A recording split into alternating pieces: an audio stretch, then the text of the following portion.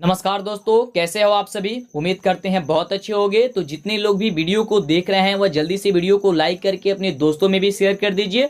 फटाफट कीजिए, जल्दी कीजिए, क्योंकि आज की इस वीडियो में हम आपको कुछ ऐसे सब्जेक्टिव प्रश्न बताएंगे जो कि आपके बोर्ड एग्जाम में कई बार पूछा जा चुका है। और आज के इस वीडियो में हम आपको ये भी बताएंगे कि सब्जेक्टिव टाइप प्रश्न को, 5 अंक वाले प्रश्न को कितना अंक में लिखिएगा, मतलब कि कितने दूरी में लिखिएगा, कितना लिखिएगा जिससे कि आपको ज़्यादा से ज़्यादा अंक मिले। यानी कि अगर 5 नंबर का प्रश्न है तो आपको 5 अंक ही मिले। ऐसा ना हो कि आप 5 अंक का प्रश्न लिख रहे हैं और आपको 2 अंक मिल जाए। जैसा कि कभी कभी ऐसा होता है ना कि कोई प्रश्न आपको दिया जाता है लिखने के लिए और भी बच्चों को दिया जाता है, तो कोई बच्चा कई तरह से लिखता है, तो किसी बच्चे का अंक ज़्यादा आ जाता है, किसी बच्चे का अंक कम आता है। इसका क्या कारण होता है, तो आपको कितना लिखना चाहिए, सभी बातों को हम समझाएंगे। और आपको ये भी बताना चाहेंगे जो सब्जेक्टिव टाइप जो प्रश्न होता है उसे अच्छे से जो होता है उसे बहुत अच्छे से समझना होता है, समझ करके जो होता है उसे लिखना होता है और अपने मन से लिखना होता है। ठीक है, तो बहुत अच्छे से समझाने वाले हैं, तो जल्दी से वीडियो को लाइक नहीं किए तो लाइक कर दीजिए। चलिए तो बात करते हैं आज की प्रश्न की, ज़्यादा समय आपका न लेते हुए। तो सबसे पहला नंबर प्रश्न आप अपने मोबाइल स्क्रीन पर लिखा हुआ देख पा रहे हैं। जैसा कि सबसे पहला नंबर प्रश्न है कि प्रकाश के परावर्तन से क्या अभिप्राय है। अब देखिए यहाँ पे प्रश्न को पहले समझ लीजिए। प्रश्न क्या रहा है कि प्रकाश के परिवर्तन से क्या अभिप्राय है, लेकिन आपने ये पढ़े होंगे कि प्रकाश का परिवर्तन क्या है या प्रकाश के परिवर्तन किसे कहा जाता है। तो देखिए एग्जाम में क्या होता है, परीक्षा में क्या होता है कि एक ही प्रश्न को थोड़े से अच्छे ढंग से पूछा जाता है। जैसे यहाँ पे अभिप्राय लिख दिया गया, ठीक है, लेकिन अगर आपको प्रकाश का परिवर्तन किसे कहा जाता है या प्रकाश का परिवर्तन क्या होता है, अगर उसे ही आप लिख देंगे तो आपको पूरा का पूरा अंक मिलेगा। ठीक है, इसमें और एक प्रश्न है कि इससे संबंधित कुछ परिभाषाएं को भी लिख दीजिए। यानी कि 5 अंक के प्रश्न में क्या होगा, ध्यान से देखिए, एक एक हमारी बातों को ध्यान से सुनिए। 5 अंक में क्या होगा कि एक प्रश्न नहीं पूछा जाएगा, उसमें एक और प्रश्न को जोड़ दिया जाएगा। ठीक है, जिससे कि आप ज्यादा से ज्यादा उसका उत्तर दे सके। ठीक है, ज्यादा से ज्यादा लिख सके। तो आइए आपको समझाते हैं कि आप कैसे लिखिएगा। तो सबसे पहले तो आपको जो भी प्रश्न दिया होगा उसका अंक नंबर आप डाल दीजिएगा कि हम इतने नंबर प्रश्न का उत्तर दे रहे हैं, और उसके बाद से लिखिएगा। हाँ, एक और हम आपको लिए वीडियो बना देंगे कि परीक्षा में कैसे लिखा जाता है। ठीक है, इसके लिए भी हम वीडियो बनाएंगे, मतलब संपूर्ण तैयारी हम आपको कराने वाले हैं। तो जल्दी से वीडियो को लाइक करके चैनल को सब्सक्राइब कर लीजिए और वीडियो को लगातार आप देखते रहिए, बहुत अच्छे से समझने का प्रयास कीजिए और नीचे कमेंट बॉक्स आप करते रहिएगा जो भी दिक्कत होगी। ठीक है, चलिए तो सबसे पहले आपको क्या करना होगा, यहाँ पे प्रकाश के परिवर्तन सबसे पहले पूछ रहा है, तो सबसे पहले आपको प्रकाश का परिवर्तन के बारे में बताना होगा। तो आइए आपको हम समझाते हैं कि प्रकाश का परावर्तन जो होता है वह क्या होता है। तो देखिए प्रकाश का परिवर्तन क्या होता है उसे ध्यान से समझिए। जब प्रकाश की किरण किसी माध्यम से चलती है, पहले हम आपको बता देते हैं, तो उसके बाद से यहाँ पे हम अच्छे से समझाएंगे, आपको फिगर की तरह भी समझाएंगे। देखिए जब प्रकाश की जो किरण होती है, कोई भी प्रकाश की जब किरण है, ठीक है, प्रकाश की जब किरण किसी माध्यम से निकलती है या चलती हुई, ठीक है, किसी चमकदार सतह पे या किसी चमकदार तल पे आपतित होती है, यानी कि उस पे जाकर के टकराती है। आप कह सकते हैं जब कोई प्रकाश की किरण निकलती है और किसी चमकदार सतह से क्या होती है, आपतित होती है, यानी कि टकराती है, तो वह तल से टकरा करके उसी माध्यम में वापस लौट जाती है। तो समझिए कि जब प्रकाश की किरण किसी माध्यम से चलती हुई किसी चमकदार तल पर क्या होती है, आपतित होती है। यानी कि जब आप शीशे लेते हैं और लेकर के धूप में जाते हैं तो जो प्रकाश की किरण निकलती है उस शीशे यानी कि उस दर्पण पे पड़ती है। पड़ने के बाद से क्या होती है, वह तल से टकरा करके वह उसी माध्यम में क्या होती है, फिर से वापस लौट जाती है। जैसे यहाँ पे एग्जाम्पल के माध्यम से समझाया गया है, जैसे प्रकाश का किसी दर्पण से टकरा कर वापसी उसी माध्यम में लौट जाना। ठीक है, ओके, इतना लिख दीजिएगा तब प्रकाश का परिवर्तन हो गया, या प्रकाश का परिवर्तन से क्या अभिप्राय है ये आप इतना लिख दिए। लेकिन इसके आगे और भी आपको लिखना है, क्योंकि ये 5 नंबर का है, तो 5 नंबर में और भी लिखना है। और एक में और इसमें प्रश्न भी पूछा जा रहा था कि इससे संबंधित कुछ परिभाषाएं क्या है। चलिए तो हम आगे इसके लिखते हैं। ठीक है, तो ये कैसे लिखना है, क्या क्या परिभाषा लिखना है, ये आपने अपने नोटबुक में लिख लीजिए कि प्रकाश जिस तल से टकरा करके परावर्तित होता है वह तल परावर्तक तल कहलाता है। ध्यान से समझिए यहाँ पे क्या कहा जा रहा है, ये भी पॉइंट्स आता है आपने कि एग्जाम में 2 नंबर में आ जाएगा कि कहेगा कि प्रकाश का जो होता है परावर्तक तल किसे कहा जाता है। तो क्या लिखना होगा कि प्रकाश जिस तल से टकरा करके परावर्तित होता है वह तल जो तल होता है वह तल परावर्तक तल कहलाता है। ठीक है, चलिए आगे आपको क्या लिखना होगा, यहाँ पे यही परावर्तक जो है वह तल कहते हैं। ठीक है, यानी यहाँ पे ये परिभाषा आपने समझ लिया कि परावर्तक तल किसे कहा जाता है। तो क्या लिखोगे आप कि प्रकाश जिस तल से टकरा करके परावर्तित होती है वह जो तल होता है वही परावर्तक तल कहलाता है। अगले पॉइंट्स की बात करते हैं। बोल रहा है कि तल से टकराने वाली किरण आपतित किरण कहलाती है, या टकराने के बाद उसी माध्यम में लौटती किरण परावर्तित किरण कहलाती है। अब ध्यान दीजिए कि जो यह परावर्तक तल होता है, जो एक किरण जाकर के टकराती है, उसे कौन सा किरण के नाम से जानते हैं हम लोग? तो आपतित किरण के नाम से जानते हैं। और टकराने के बाद से जो लौटती है उस किरण को किस नाम से जानते हैं? तो परावर्तित किरण के नाम से जानते हैं। अच्छे से समझ गए होगे ना। आगे बताया जा रहा है कि तल के जिस बिंदु पर आपतित किरण टकराती है वह तल बिंदु से खींचा गया लंब अभिलंब कहलाता है। यानी कि अगर आपसे ये पूछा जाए कि जो ये अभिलंब होता है वह अभिलंब किसे कहा जाता है, उसे ध्यान से आप बता दीजिए, या आप बताइए, या परिभाषा भी आता है कि अभिलंब किसे कहा जाता है, बता दीजिए। तो क्या लिखिएगा ध्यान से, मतलब एक ही प्रश्न में कई तरह का प्रश्न आपको बता रहे हैं। जैसे यहाँ पे दर्शाया जा रहा है कि ओ ए आपतित किरण है। कौन है? ओ ये है और ए है। तो ओ ए कौन सी किरण हो गई? आपतित किरण हो गई। ओके, चलिए आगे बताया जा रहा है कि ओ बी परावर्तित किरण हो गई। कौन हो गई? यहाँ ओ और बी, ये कौन सी किरण हो गई? परावर्तित किरण हो गई। ये आगे बताया जा रहा है कि तथा ओ एन जो है वह अभिलंब को प्रदर्शित करता है। क्या है? ओ ए जो है वो किसको प्रदर्शित करता है? अभिलंब को प्रदर्शित कहता है। तो आपको यहां तक सभी जानकारी मिल गई होगी कि परावर्तक तल किसे कहा जाता है, आपतित किरण किसे कहा जाता है, अभिलंब किसे कहा जाता है और परावर्तित किरण किसे कहा जाता है। ठीक है। और जहां पे भी आप इस तरह का प्रश्न आएगा वहां आप फिगर जरूर बना दीजिएगा, इससे बहुत ही ज्यादा फायदा होगी। जैसे कि आपको बोले थे ना कि बताएंगे कैसे 5 नंबर अंक आपको पूरा मिलेगा, तो आप फिगर अगर बना देते हैं तो फिगर से आपका 1 नंबर बढ़ जाता है। ये चीज को ध्यान रखिए। मतलब किसी भी प्रश्न को अगर फिगर बनता है उस प्रश्न में तो उसमें ज्यादा से ज्यादा कोशिश कीजिए कि आप उसमें क्या बना दीजिए, फिगर जरूर बना दीजिए। ओके, चलिए आगे यहाँ पे समझने का प्रयास कीजिए आप। आगे बताया जा रहा है कि किसी तल से परिवर्तित प्रकाश की मात्रा उस तल की प्रकृति पर निर्भर करती है। देखिए बहुत अच्छी बात कही गई है कि किसी तल से परिवर्तित किरण की मात्रा उस तल की प्रकृति पर निर्भर करती है, इसलिए किसी पॉलिश युक्त चिकनी पृष्ठ से हो रहे परिवर्तन को नियमित परिवर्तन कहते हैं। देखिए अब परिवर्तन जो होती है वह उसके प्रकृति पर निर्भर करती है, मतलब कि वह कितने चमकीला है उस पर निर्भर करेगा, है ना। चलिए आगे बताया जा रहा है कि निर्भर करती है इसमें परावर्तित प्रकाश की मात्रा पॉलिशदार तल के अनुसार अधिकतम होती है। जितना ही पॉलिशदार हुआ, जैसे कि आपको बताया, जितना ही चिकना होगा, जितना ही उस पर अच्छा से पॉलिश किया होगा, उसमें परिवर्तन बहुत ही ज्यादा होगा। ठीक है, जितना ही प्रकाश आएगा उतना ही वापस कर देगा। लेकिन अगर कोई रुखड़ा होगी, कोई दूसरा तरह का होगा, पॉलिशदार नहीं होगा, तो उस पर प्रकाश की किरण परिवर्तित होगी ही नहीं होगी। ठीक है, चलिए यहाँ पे वही चीज बताया जा रहा है कि किसी खुरदरे पृष्ठ से हो रहे परिवर्तन को विसरित या अनियमित परिवर्तन कहते हैं। अब कहीं आपके एग्जाम में या कोई पूछ भी देता है, ठीक है, कि नियमित परिवर्तन किसे कहते हैं और अनियमित परिवर्तन किसे कहते हैं, उसे बता दीजिए। तो नियमित परिवर्तन वैसा परिवर्तन जिसमें प्रकाश की किरण कह सकते हैं कि पूर्ण रूपन में परिवर्तित हो जाए, मतलब जितना आए जितना चला जाए, उसे क्या कहिएगा, नियमित परिवर्तन हुआ है। लेकिन अगर आपको यह कहा जाए कि अनियमित किसे कहा जाता है, तो कहिएगा कि वैसा परिवर्तन जिसमें जो प्रकाश की किरण आती है या खुरदुरे या जो होती है रुखड़ेपन से परिवर्तित होती है किरण, तो उसे हम लोग क्या कहेंगे, कुछ आंशिक मात्रा में ही जाएगा, उसे हम अनियमित करेंगे। ठीक है, यानी कि आप कह सकते हैं बोलचाल की भाषा में, जो पूरा का पूरा प्रकाश को परिवर्तित कर दे उसे कह दीजिएगा परिवर्तित किरण।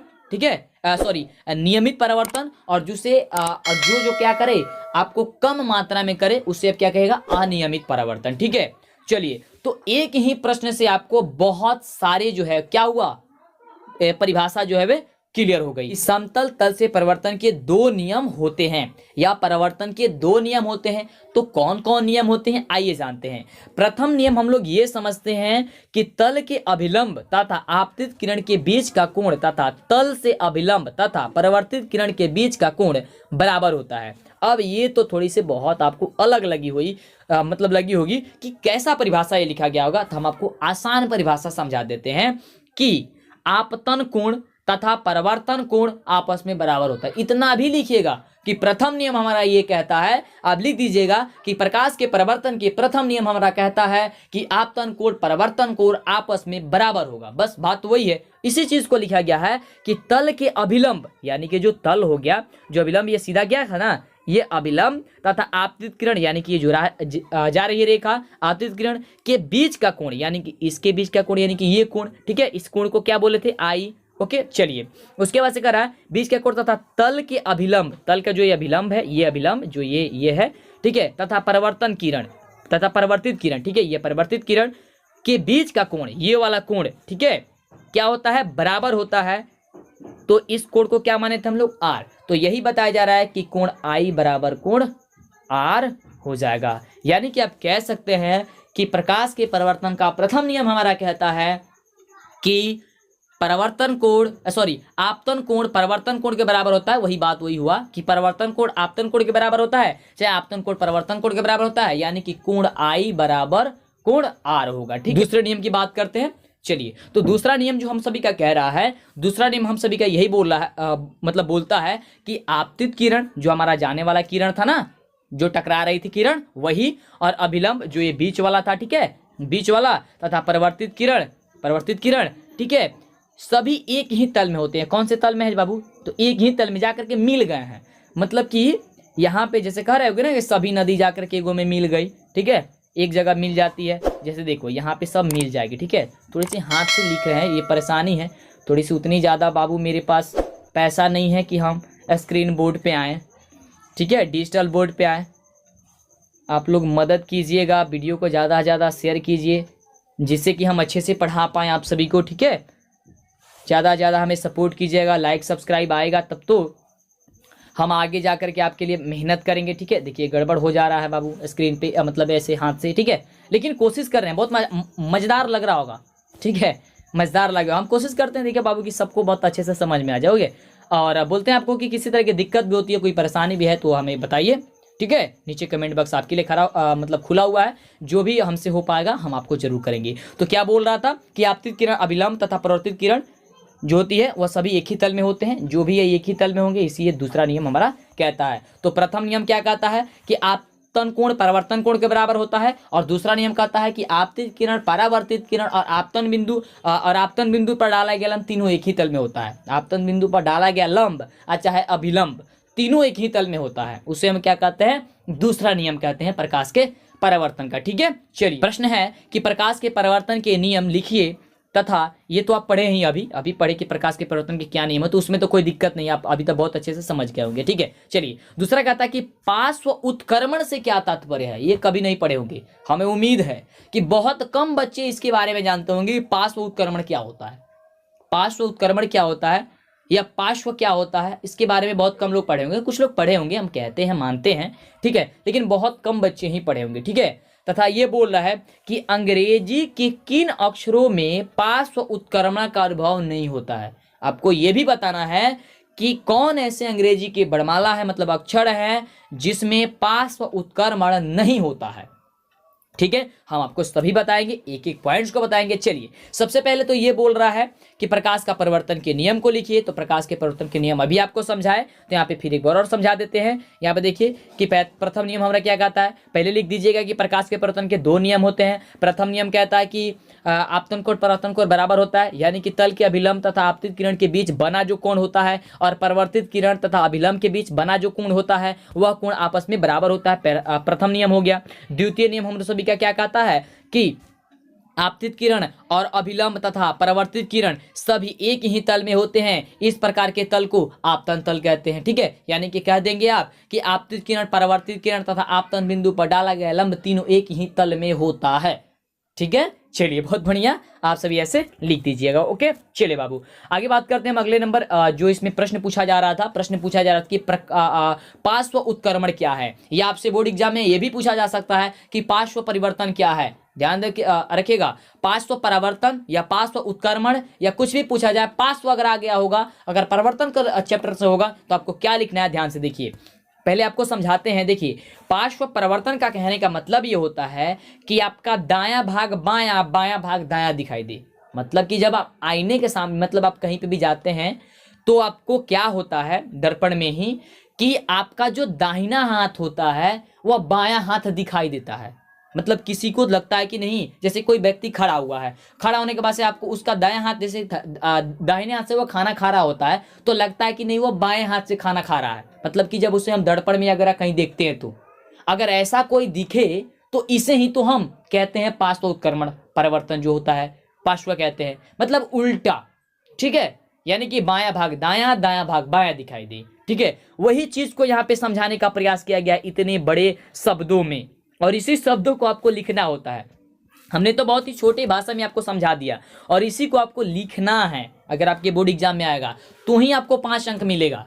छोटा नहीं लिखना है। देख रहे हैं पहले प्रश्न के उत्तर हमने कितने शब्दों में दिया, और दूसरे प्रश्न का उत्तर आप देख रहे हैं कितने शब्दों में दिए। तो इस तरह से जो होगा वो आपको उत्तर देना है। अगर किसी प्रश्न का उत्तर कम शब्द में है तो कोई दिक्कत नहीं है, लेकिन आप सुटेबल लिखिएगा, उसमें फिगर वगैरह बना दीजिएगा, आपको पूरा का पूरा अंक दे दिया जाएगा। ठीक है, ध्यान से समझिए। यहाँ पे बताया जा रहा है पार्श्व उत्क्रमण में कि जब हम अपना प्रतिबिंब समतल दर्पण में देखते हैं, ये भी बताइए आपको एग्जांपल, कि जब हम अपना प्रतिबिंब दर्पण में देखते हैं तो हमारा दायां हाथ, ठीक है, या दायां भाग प्रतिबिंब का बायां हाथ दिखाई पड़ता है, तथा हमारा बायां हाथ प्रतिबिंब का दायां हाथ दिखाई पड़ता है।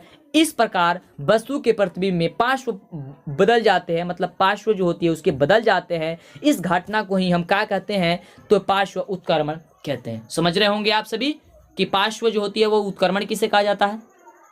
ठीक है, समझ रहे हैं ना आप। देखिए, कहने का मतलब ये हो गया कि जब हम किसी समतल दर्पण के सामने खड़े होते हैं, कुछ लोग भूल रहेंगे, सच समझ में आ गया सर, ठीक है, लेकिन एक बार और सुन लीजिए कि एक बार और बैठ जाए दिमाग में। ठीक है, चलिए, पार्श्व परिवर्तन का मतलब, पार्श्व उत्क्रमण का मतलब ये हो गया कि जब आप खड़े हुए किसी समतल दर्पण के सामने, या कहीं पे भी, ऐसा नहीं कि केवल समतल दर्पण के सामने होगा, मतलब कहीं पे भी अगर होगा वैसा प्रतीत हो रहा होगा कि अगर आपका दायां भाग बायां दिखाई दे, बायां भाग दायां दिखाई दे, यानी कहने का मतलब दायां हाथ लगे कि या बायां हाथ है, अब बायां हाथ लगे कि दायां हाथ है, इस तरह का अगर लगता है तो समझिएगा कि यह पार्श्व उत्क्रमण है। और इसी को आपको लिख देना है कि जब हम किसी समतल दर्पण के सामने खड़ा होते हैं तो हमारा दायां हाथ बायां दिखाई देता है, बायां हाथ दायां दिखाई देता है, या दायां हाथ बायां दिखाई देता है। इस तरह से अगर लिख दीजिएगा बस आपको हो गया। और यही चीज इसमें फिगर के माध्यम से समझाया जा रहा है, तो इस फिगर को आप ध्यान से देख लीजिए। ठीक है, इस फिगर को आप स्टॉप करके ध्यान से देख लीजिए।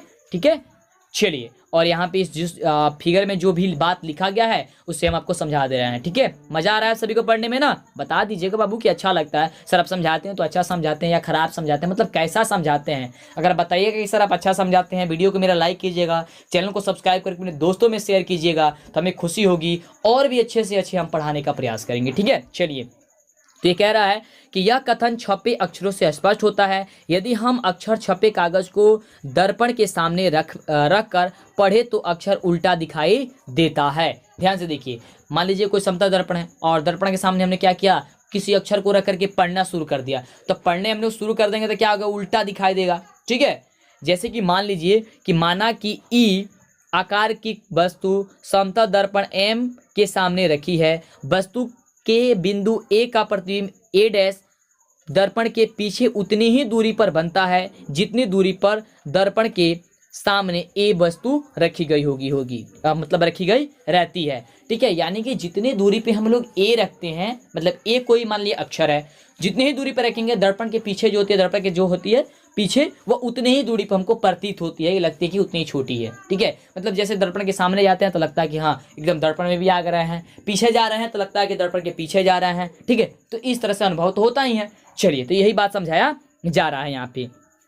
देखिए, एक होता है ए और एक बताया जा रहा है आपको ए डैश के माध्यम से। डैश का मतलब हो गया थोड़ा सा ऊपर जो होता है ना, ऐसे एक सिंबल दे देते हैं ऐसे, यही आपका डैश होता है, इसको डैश पढ़ा जाता है। ठीक है, ये भी पॉइंट्स आपको क्लियर कर देते हैं जिससे आगे दिक्कत नहीं होगी। आगे बताया जाए कि जितनी दूरी पर दर्पण के सामने ए इसी प्रकार रखी जाती है, इसी प्रकार से क्या होता है कि अन्य बिंदु बी तथा सी के प्रतिबिंब बनते हैं। ठीक है, इसी प्रकार जब एक वस्तु बन रही है या आप जा रहे हैं तो दूसरा कोई व्यक्ति जाएगा तो वही घटना ना होगी। जैसे आप जा रहे हैं दर्पण के सामने तो वही घटना हो रही है, कोई दूसरा जाएगा तो क्या दूसरा घटना हो जाएगी? नहीं, वही होगी। ठीक है, चलिए, दूसरा नहीं होगी।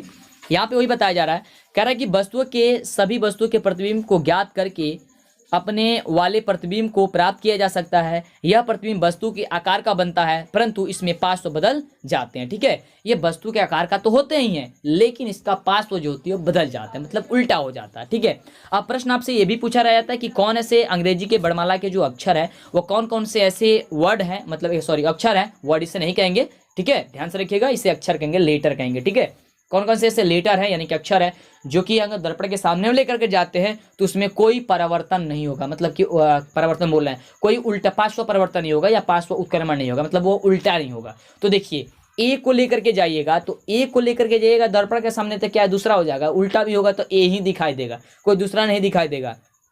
एच ले जाइएगा तो भी वही काम होगा, एच ले जाकर के करिएगा तो एच दिखाई देगा।